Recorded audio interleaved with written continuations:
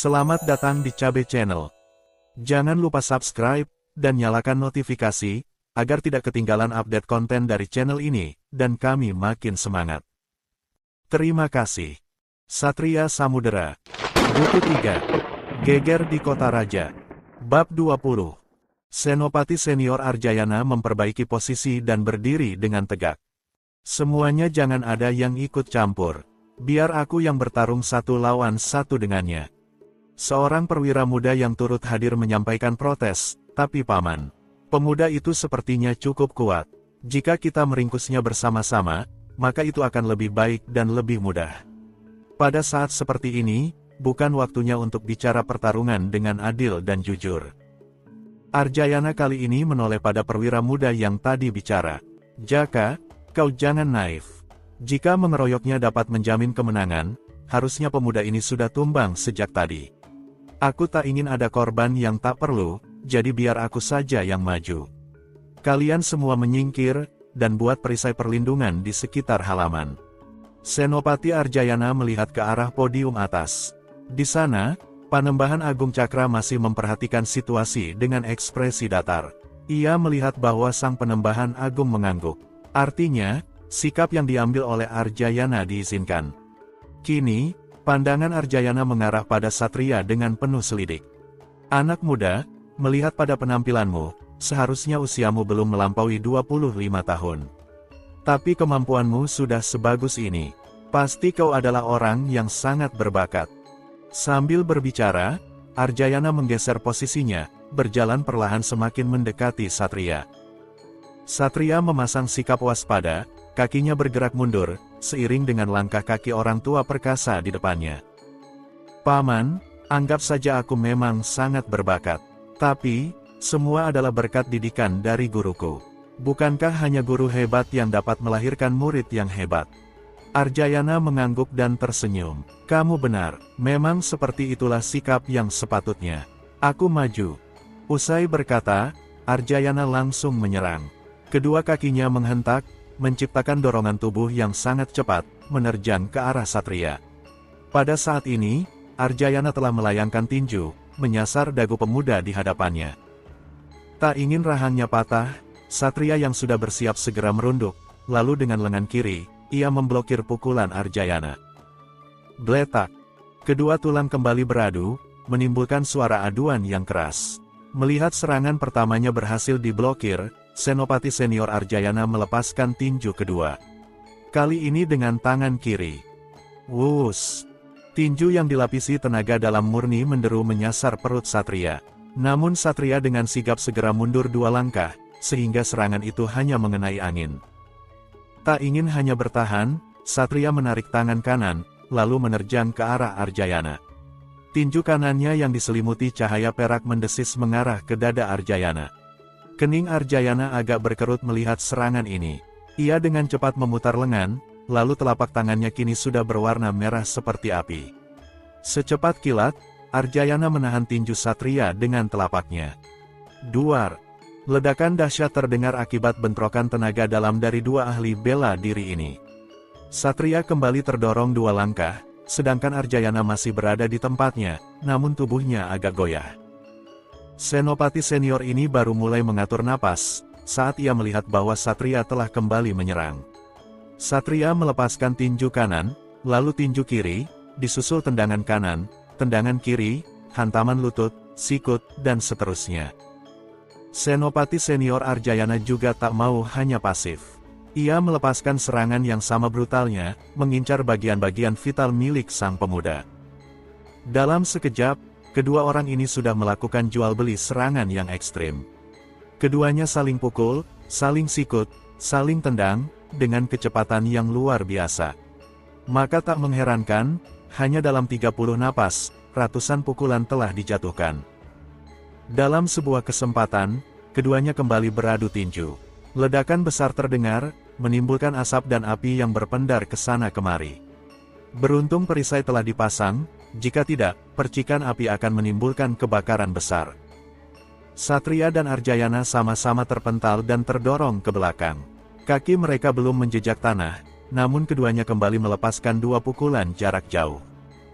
Pukulan badai api. Teriak Arjayana keras. Bersamaan dengan itu, satu bola api sebesar gajah melesat ke arah Satria. Kecepatan bola api itu luar biasa, hingga ia seakan sebuah bintang jatuh. Satria di sisi yang lain juga menggerakkan telapaknya, Raja Naga membelah bumi. Teriak Satria tak kalah keras. Tiba-tiba, serangkaian petir yang masing-masing sebesar ular piton menyeruak dari telapak tangan sang pemuda.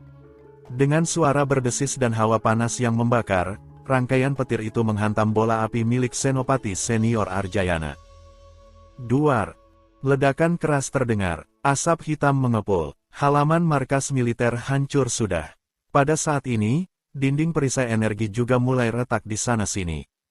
Jika tak ada perisai energi, dapat dipastikan bahwa efek dari pertarungan dua ahli ini akan menghancurkan lingkungan sekitar. Beberapa perwira muda terlihat terbelalak. Mata mereka seakan bergidik melihat pertarungan barusan. Gila, pemuda itu dapat bertarung seimbang melawan Senopati Senior Arjayana. Komentar seorang perwira muda yang ada di barisan ketiga. Kawannya yang ada di sebelah menimpali, betul. Aku hampir tak dapat mengikuti pergerakan mereka. Sialan, padahal Senopati Senior Arjayana berada di peringkat kelima dari kekuatan militer kita. Bagaimana jika beliau berhasil dikalahkan? Perwira muda yang pertama bicara tadi langsung menyergah, tidak mungkin. Senopati Senior adalah orang yang sangat kuat. Hanya Panembahan Agung saja yang bisa mengalahkannya. Bahkan Lembu Geni dan Soma Urat Bumi, yang keduanya termasuk bakat langka, tak bisa menang melawan beliau. Kawannya segera mengangguk setuju, kamu benar. Kamu benar. Kasak kusuk itu terdengar jelas di telinga Senopati Muda Jaka Sambi, yang tak lain adalah keponakan dari Arjayana. Ia tak mempedulikan obrolan orang. Saat ini, ia terfokus memperhatikan duel antara pamannya dengan pemuda pengacau. Meski hatinya percaya bahwa pamannya dapat memenangkan pertarungan, namun akal Jaka Sambi berbicara sebaliknya. Setelah melihat jalannya duel, ada satu pemahaman yang ia simpulkan. Tanpa disadari, Jaka Sambi memegang erat pedang yang ada di pinggangnya. Sementara itu, pada saat yang sama, 3 orang berbaju hitam terlihat bergerak dengan cepat, melompati atap-atap bangunan, menuju ke arah timur. 2 orang yang di depan tampak memanggul sesuatu. Yang di sebelah kiri memanggul seorang gadis. Sedangkan yang di sebelah kanan memanggul seorang pria berusia 40-an. Kakang Soma, kurasa, Gali dan Kalipala sudah mengirimkan pasukan untuk mengejar kita, kata Gajah Seto yang sedang memanggul Prameswari. Soma yang saat itu membawa Danur Sido mengangguk, benar. Menurut informasi dari Kencana, Gali dan Kalipala sudah mendapat segel untuk menggerakkan pasukan kiri dan biro penyelidik. Kurasa, sebentar lagi mereka akan dapat menyusul kita. Sosok berbaju hitam ketiga yang ada di belakang secara tiba-tiba melesat ke sisi Soma dan berkata dengan pelan. Ketua Urat Bumi, sepertinya para pengejar itu sudah sampai. Soma memberi isyarat agar mereka berhenti melarikan diri. Ia menoleh pada Gajah Seto, biarkan serigala putih yang membawa Prameswari. Dan, kau Gajah Seto, bawa Danur Sido ke balai pengobatan keluargaku di Bumi Loka. Gajah Seto mengangguk dan segera menyerahkan Prameswari kepada serigala putih. Tanpa banyak bicara, ia segera membopong Danur Sido, lalu melesat, bayangannya hilang menuju arah tenggara. Serigala putih sendiri segera membopong Prameswari. Ketua Urat Bumi, setelah aku mengantarkan gadis ini ke kediaman putra mahkota, aku akan kembali untuk membantumu di sini. Tanpa menunggu jawaban, serigala putih langsung melesat, seperti angin, bayangannya hilang menuju ke arah timur. Soma membuka penutup wajahnya, tanpa banyak bicara, ia langsung meloloskan pedang. Seakan sedang berolahraga, Soma memutar-mutar lengannya beberapa lama, lalu menyabet-nyabet udara beberapa kali, baru berkomentar. Bagus sekali, cahaya mata Soma terlihat sangat dingin, kental dengan aura pembunuhan. 10 nafas kemudian, sekelompok bayangan hitam tiba-tiba muncul di hadapan Soma. Jumlahnya adalah 30 orang. Semuanya memakai penutup wajah, dan pakaian yang serba hitam. 3 nafas kemudian, satu bayangan lagi tiba. Ia adalah seorang pria dengan seragam militer lengkap dan berwajah dingin. Melihat orang yang datang terakhir, alis Soma sedikit terangkat. Tak kusangka kalau ternyata yang mengejarku adalah Senopati Kalipala sendiri. Kalipala mendengus pendek. Soma, apa kau sudah tak sayang nyawa? Memangnya sudah sejauh mana pencapaianmu, sehingga berani menunggu kami sendirian di sini? Soma tersenyum penuh arti. Memangnya siapa yang sendirian menunggumu di sini? Apa otakmu sudah kemasukan air? Mendengar perkataan Soma, kening Senopati Kalipala sedikit mengernyit. Di dalam hatinya muncul beberapa dugaan. Belum sempat ia bertanya, sekejap kemudian, Kalipala sudah mendapatkan jawabannya. Entah dari mana, tiba-tiba bermunculan sekelompok bayangan hitam. Hanya dalam waktu singkat, 20 orang berbaju hitam telah berdiri di belakang Soma.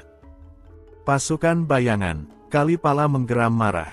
Bukankah seharusnya pasukan bayangan saat ini sedang tertahan di selatan kota raja? Bagaimana bisa ada di sini? Mendengar itu Soma mencibir. Senopati bodoh. Kau pikir pasukan keluarga urat bumi hanya berkumpul di satu titik? Tentu saja sebelum bergerak, aku sudah memisahkan 20 orang terbaik untuk ikut bersamaku. Kalau hanya untuk mengalahkan 30 anak buahmu, orang-orangku ini sudah lebih dari cukup. Wajah Kalipala semakin gelap. Namun, sesaat kemudian, ekspresinya kembali datar.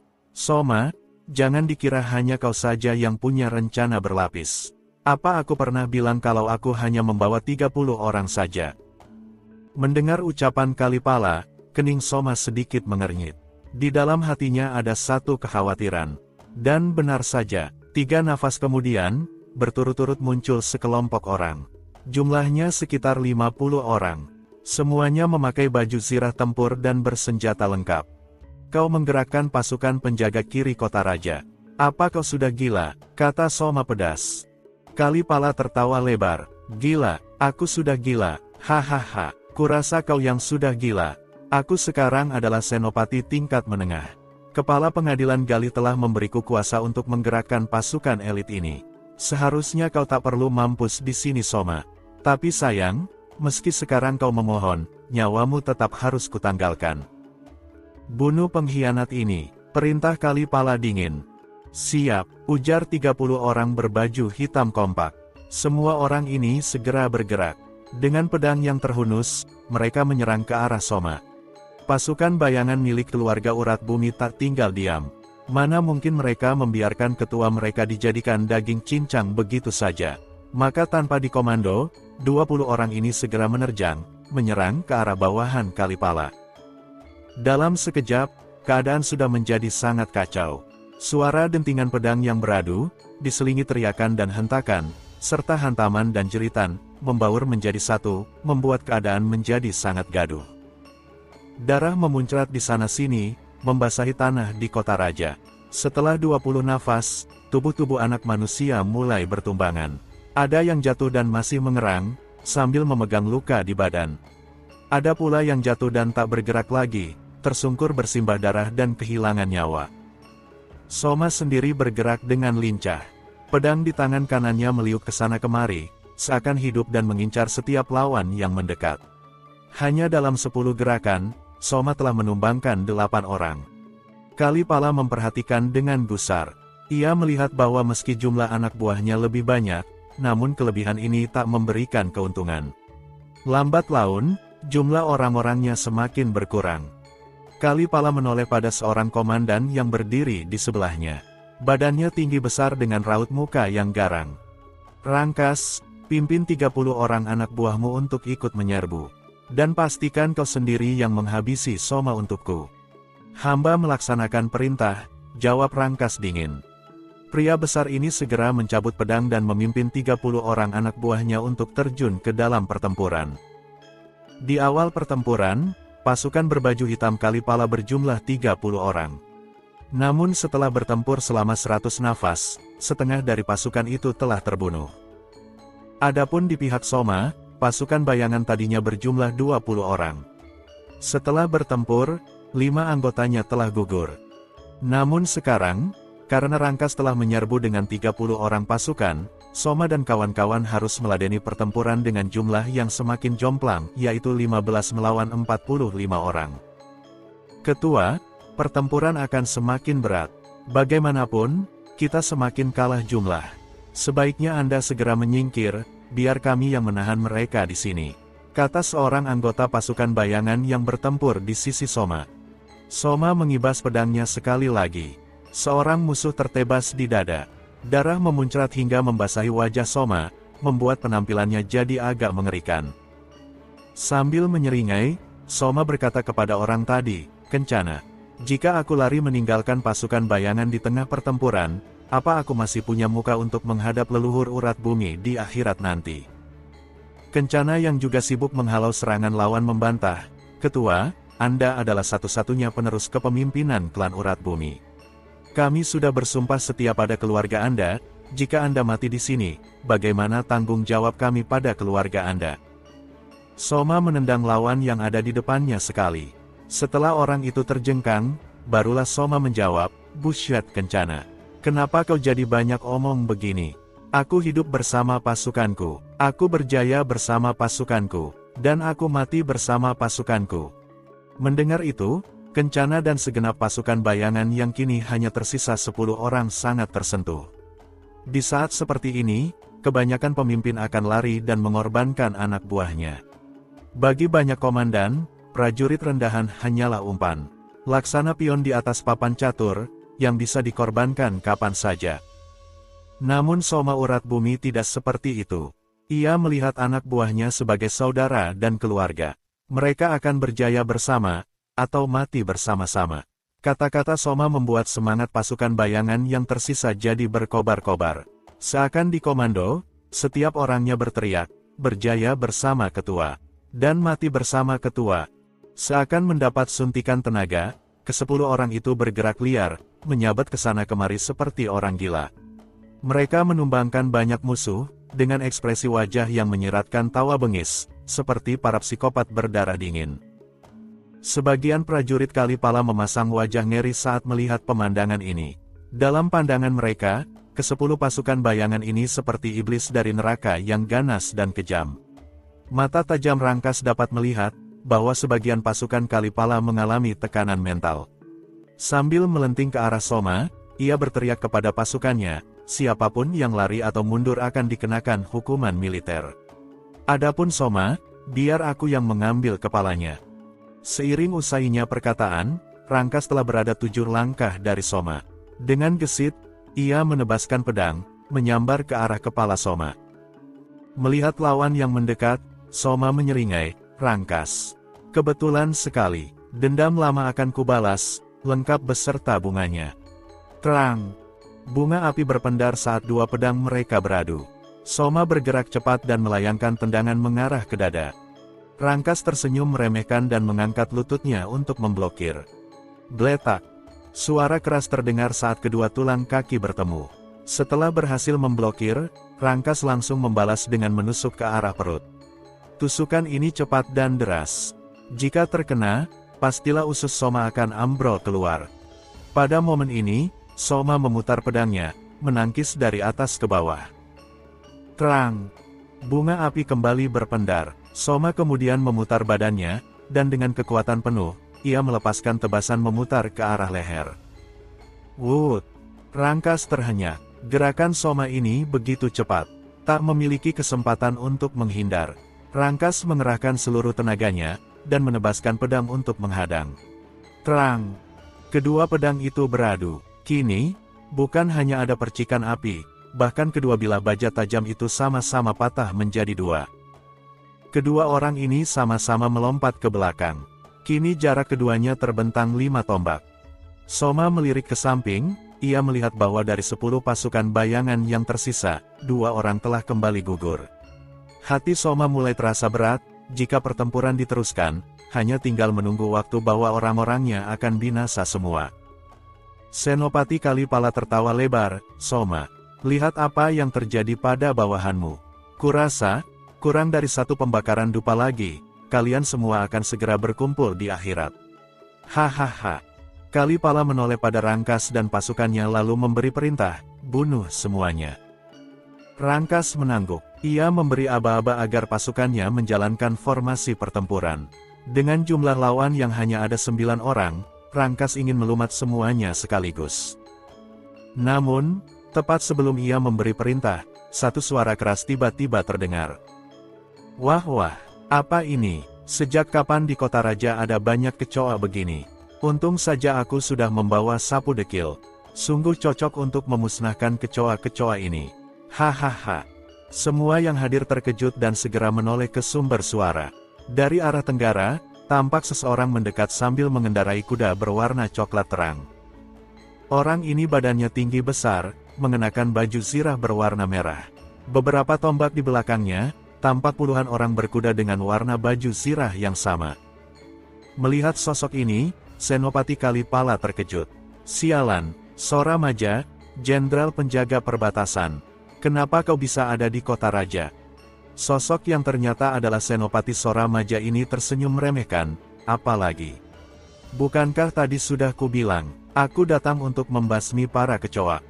Kalipala tak sadar mundur 2 langkah, tidak mungkin. Bukankah harusnya kalian saat sedang bertempur di wilayah pegunungan Tambak Sari?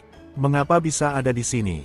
Alis Sora Maja terangkat, oh, itu maksudmu. Sora Maja menoleh ke belakang, dengan suara yang besar dan keras ia memanggil, Hoi. Gila, cepat kemari, bawakan barang-barang itu. Tak lama, seseorang terlihat mendekat dengan berkuda. Orang ini berusia sekitar 30-an. Badannya kurus, dan matanya cekung. Ada sebaris kumis tipis yang menghiasi wajahnya. Sungguh, jika orang lain terlihat gagah dan berwibawa dengan kumisnya, orang ini malah terlihat lucu. Bos, namaku Gilang. Gilang, bukan gila, kata Gilang protes. Namun Sora Maja bersikap seakan tak mendengar. Mana barang itu gila, cepat keluarkan.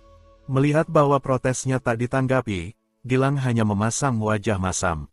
Meski demikian, ia cepat-cepat mengambil karung yang tersampir di pelana kuda, lalu menuangkan isinya hingga tergelinding di hadapan semua orang. Melihat benda yang dituangkan, Kalipala, Rangkas, dan semua pasukannya terbelalak. Ini kan. Kalimat Kalipala terputus. Pada saat ini, di atas tanah, teronggok 5 kepala manusia. Kalipala mengenali kepala-kepala tersebut. Sebab yang 3 adalah kepala jenderal-jenderal yang ia kirimkan, sedangkan yang 2 lagi adalah kepala 2 tokoh dunia persilatan aliran hitam, yaitu Catur Semi dan Gading Ampar. Tidak mungkin, bagaimana bisa ini terjadi? Jumlah pasukanmu hanya 500 orang. Aku mengirimkan 3.000 orang pasukan bersenjata lengkap. Bagaimana kau bisa mengalahkan mereka? Kata Kalipala tak percaya. Sora Maja menyeringai. Kalipala, aku memang hanya membawa 500 orang dalam perjalananku ke kota raja, sebab puluhan ribu yang lainnya harus berjaga perbatasan. Namun, kami terbiasa melalui hari dalam pertempuran. Kalau kau mengira dengan 3.000 orang saja sudah dapat membinasakan kami, itu artinya kamu bodoh bin goblok. Wajah Kalipala merah padam mendengar umpatan ini. Memang, kejadian ini agak di luar perhitungannya. Ternyata, mengirimkan 3.000 orang pun tidak cukup untuk memusnahkan Sora Maja. Kalipala melirik sekilas pada pasukan Sora Maja. Terlihat, meski semuanya nampak bersemangat dan antusias, tapi rata-rata sudah dipenuhi luka di sana-sini. Artinya, mereka memang habis menjalani pertempuran yang dahsyat. Atau dengan kata lain, Sora Maja dan sisa pasukannya memang ada di sini, tapi kondisi mereka sudah tidak 100%. Memikirkan hal ini, sebuah senyuman aneh tersungging di bibir Kalipala. Bersambung.